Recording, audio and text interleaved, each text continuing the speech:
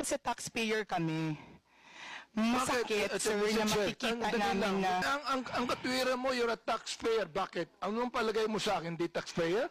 Ms. Quezette, Yes, sir. you said, in Tagalog, ang tanga ng gobyernong to, not just as leaders, but as human beings.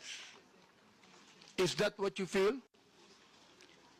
Sir, I apologize. I do not know what happened on December 28 to make me angry. Ibig mo sabihin, you're going to base your statement, tanga ang gobyerno, sa news na nabasa mo, Mr. Chair, and then you're telling me you're a journalist, and you're telling me that you're speaking the truth?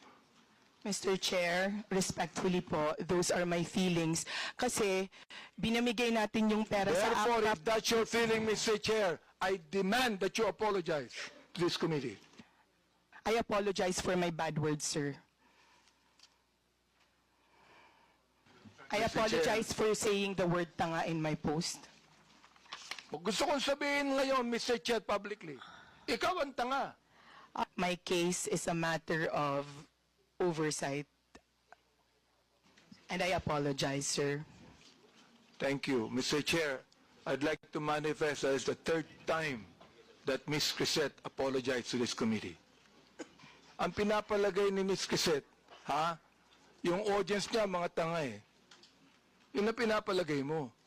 Hindi ang gobyerno. Yung audience mo, mga tanga, kaya papaniwalaan nila ang sinasabi mo sapagkat yung audience mo mismo ang hindi nakakaintindi. That is fake news, Mr. Chair, and that is what we're investigating right now. You admitted you're wrong, and that's it. Yes, sir. Thank All you. right?